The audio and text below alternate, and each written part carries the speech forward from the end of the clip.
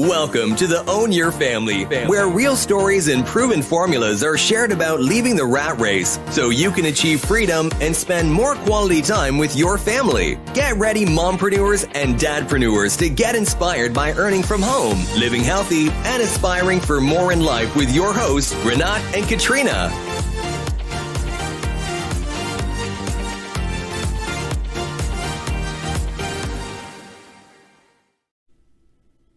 Hi, it's Katrina.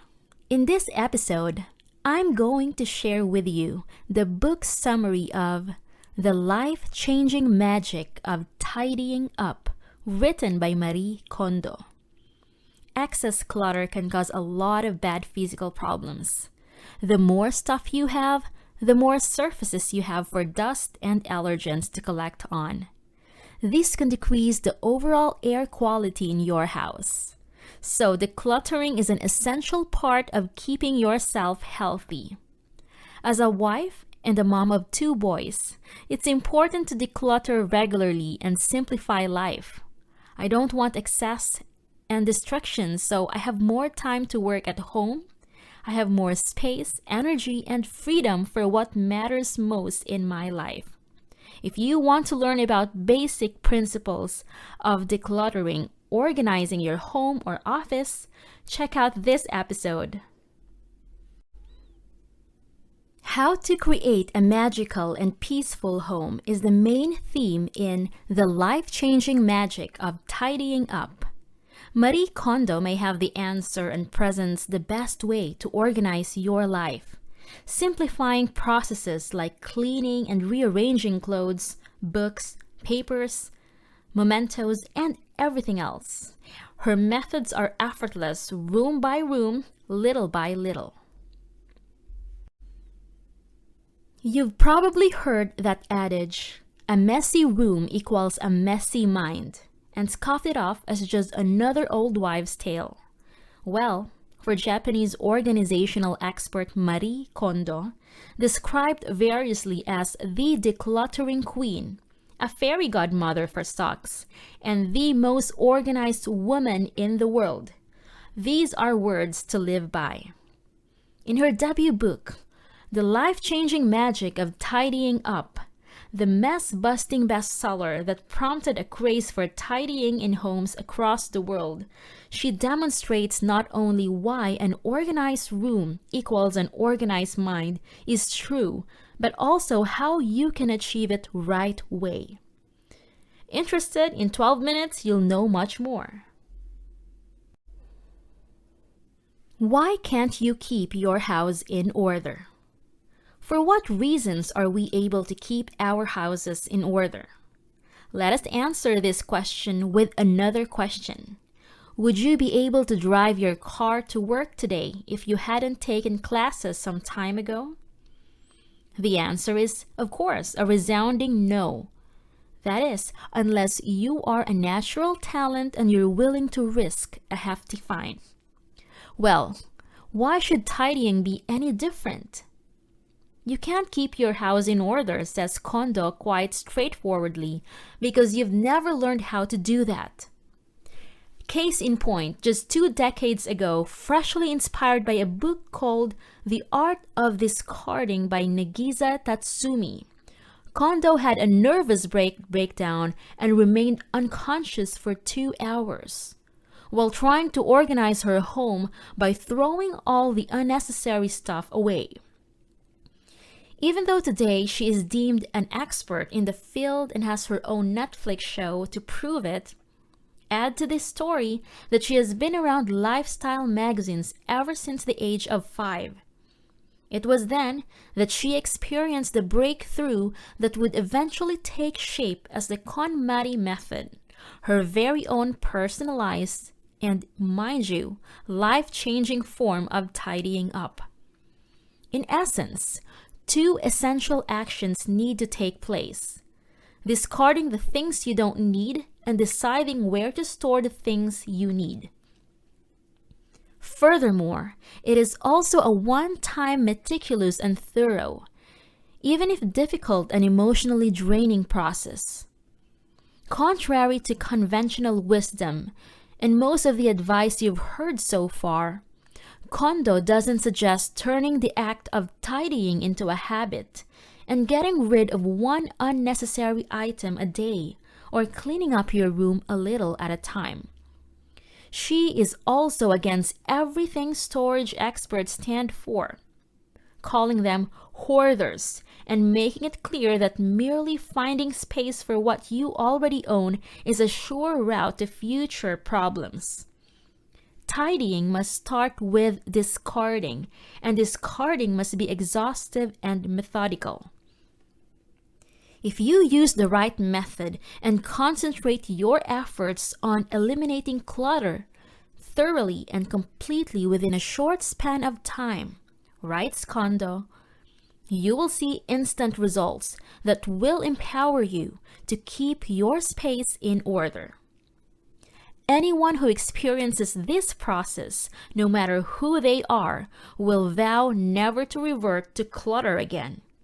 In other words, dramatic decluttering and instant reorganization of your house causes dramatic changes in lifestyle and perspective. It is the only way towards an enduringly organized house and, more importantly, an organized mindset as well.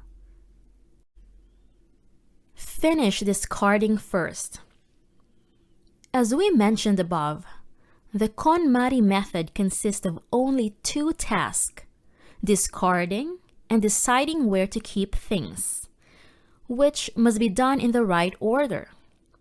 Do not even think of putting your things away until you have finished the process of discarding, writes almost condescendingly Kondo.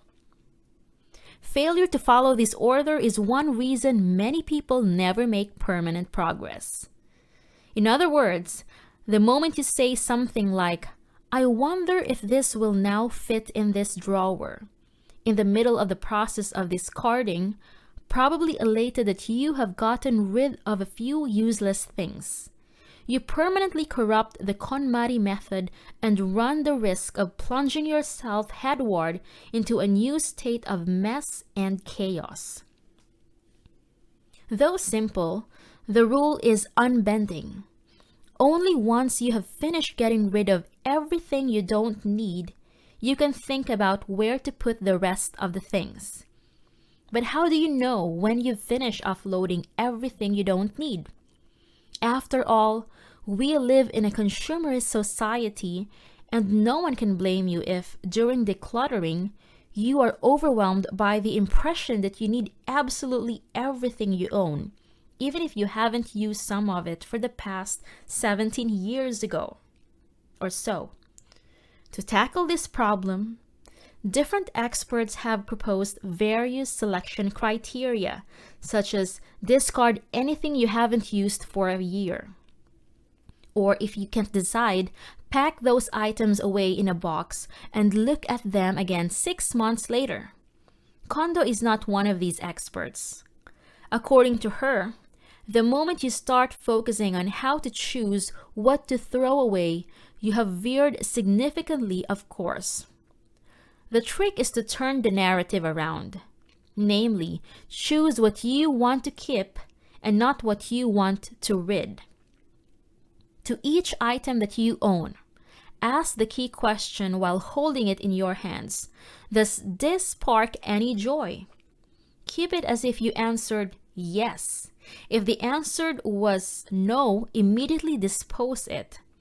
According to Kondo, this is not only the simplest but also the most accurate yardstick by which one should judge the real value of an object. It comes with a word of warning: never, under any circumstance, dare to start with mementos, such as letters or old photographs. This approach spells certain failure because, absorbed into memories of the past, you will be tempted to procrastinate from the beginning or even become too emotional to continue the process altogether. It's much smarter to start with your clothes, but then again, that's a topic for our next section. Tidying by categories. the tidying order. In Kondo's experience, people have trouble discarding things that have three types of value. Functional value. These are the things you can still use, even if you haven't for most of your life, such as your old typewriter. Informational value. The things that contain some helpful information, such as books. And emotional value. The things with which you have sentimental ties, say photographs. Moreover, when some of these three types of things are hard to obtain or replace, they become a rarity. They become even hard to part with. Because of this, the process of deciding what to discard and what to keep must begin with the categories that are easier to make decisions about. The sequence endorsed by Kondo goes thus: clothes first, followed by books, then papers, komono, after, and lastly, mementos.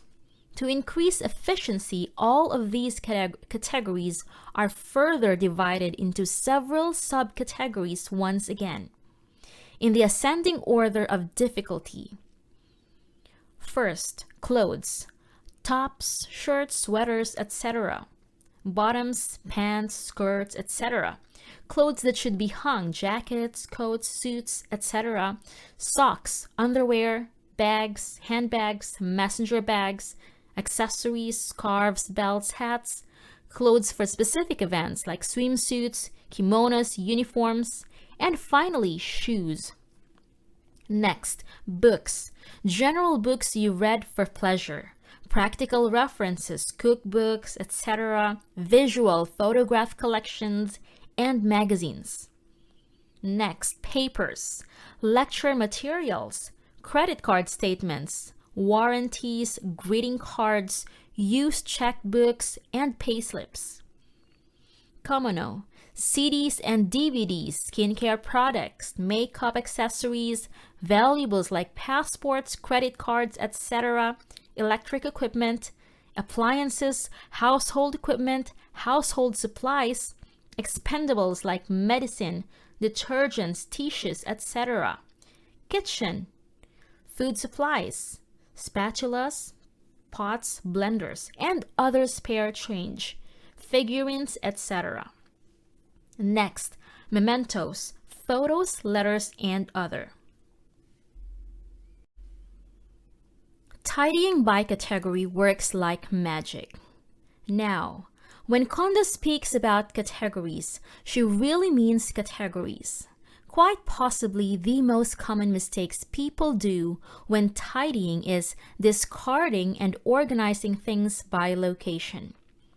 Thinking things such as, I will tidy the bedroom first and then move on to the living room, or I will go through my drawers one by one starting from the top down, amounts to nothing short of self-sabotage.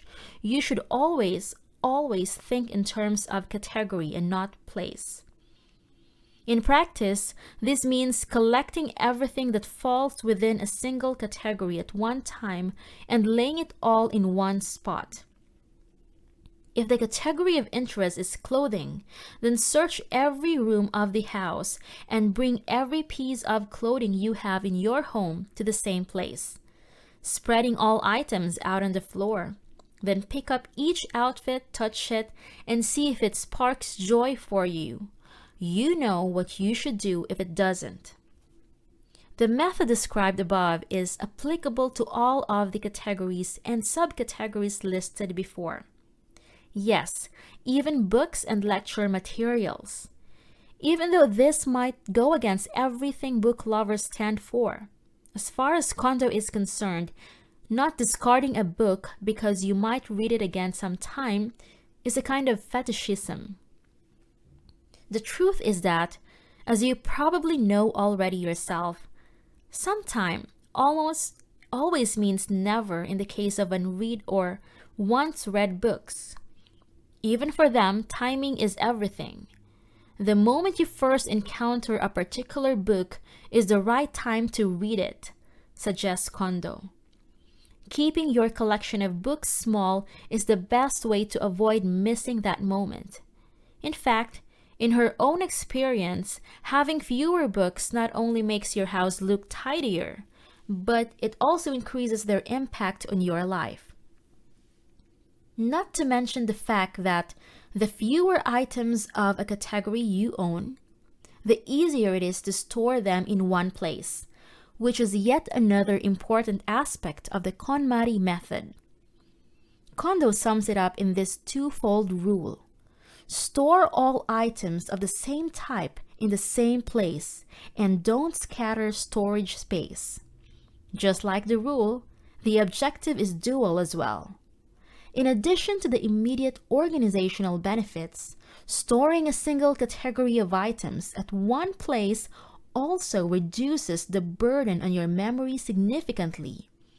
Just think about it. Even when you don't know where your violet scarf is, from now on, there will only be one place you will need to search to find it. The magic of tidying dramatically transforms your life. Now, why would you bother going through all of this effort? After all, you've managed to come this far even though your clothes are scattered all around your house and you constantly discover payslips in the pockets of your jeans. Is it that necessary to tidy your house to perfection?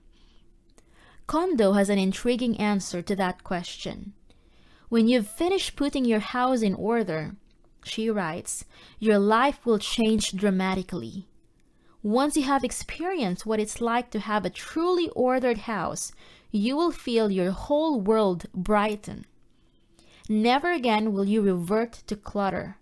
This is what I call the magic of tidying, and the effects are stupendous. Not only will you never be messy again, but you'll also get a new start on life. This is the magic Kondo wants to share with as many people as possible. This is the real reason why you need to tidy your house as soon as possible. And it's not merely symbolic, just as Lady Macbeth or Pontius Pilate washed their hands to clean themselves from guilt quietly, literally. Some people get a bout of diarrhea or a breakout in pimples when they discard everything in one go. It's a very strange phenomenon, says Kondo, but when we reduce what we own and essentially detox our house, it has a detox effect on our bodies as well. And the same holds true for your mind too. For example, after throwing away all of the books she didn't need, one of Kondo's clients realized that the only books that sparked joy in her life were actually all related to social welfare. So she quit her job in information technology, went back to school, and started a babysitting company. Tidying can do that. You just need to allow it. So here's the wrap up. As silly as it might sound, for millions of people on this planet, the life-changing magic of tidying up is nothing short of a holy book, and the act of putting the KonMari method into practice, a transformative baptizing ritual. All of its new age platitudes aside, believe it or not, this no-nonsense how-to book is so practical and useful that for once, it actually justifies the veneration. It can indeed change your life for that much, much better. And here's our tip. Tidying is a special event, Kondo writes, so don't do it every day. Instead, tidy your house in one shot as quickly and completely as possible, and start by discarding organized things that spark joy in you only after. Thanks for listening. Join our online family by signing up for your free account at www.ownyourfamily.com and begin your journey to freedom. Want to get there faster? Book a strategy call with us at ownyourfamily.com/book a call. As always, be sure to leave a rating and subscribe to our podcast and channel so you never miss a future episode.